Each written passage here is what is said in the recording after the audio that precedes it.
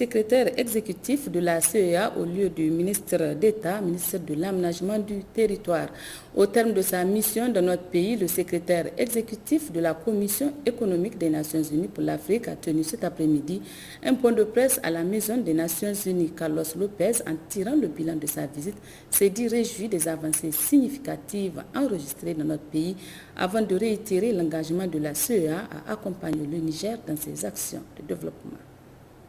Nous sommes très intéressés de pouvoir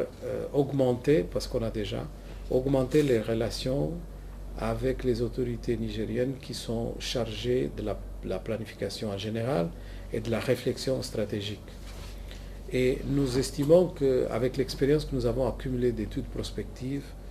et je vous ai signalé aussi le fait qu'avec l'Union africaine, nous sommes engagés sur l'agenda 2063, la vision de long terme pour l'Afrique,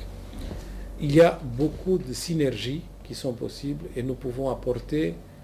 une contribution relativement importante sur les expériences d'autres pays africains dans le domaine des études prospectives pour pouvoir mieux affiner la réflexion ici au Niger sur l'avenir du pays.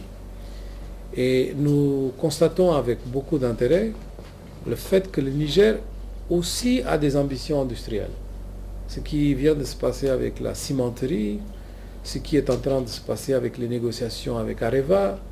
sont des indications d'une volonté politique de pouvoir vraiment aller dans la direction de l'industrialisation aussi, de la valeur ajoutée.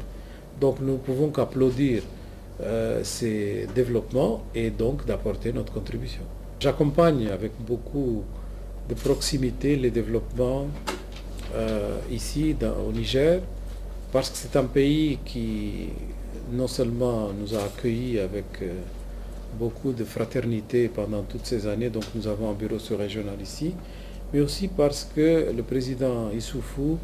est vu comme une personnalité influente dans la sous-région, au vu de son parcours politique, mais aussi de sa contribution dans les discussions régionales importantes.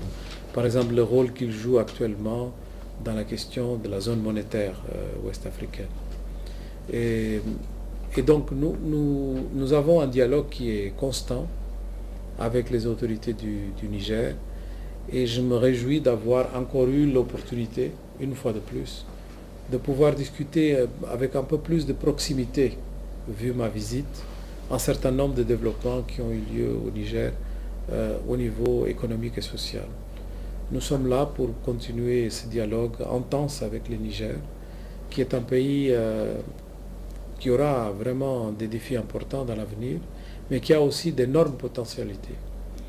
Et donc nous voyons avec beaucoup d'optimisme le transfert de la discussion que nous avons eue jusqu'à maintenant en Afrique, d'une discussion centrée sur l'aide au développement et de vouloir continuer à être pays moins avancé pour pouvoir bénéficier de l'aide,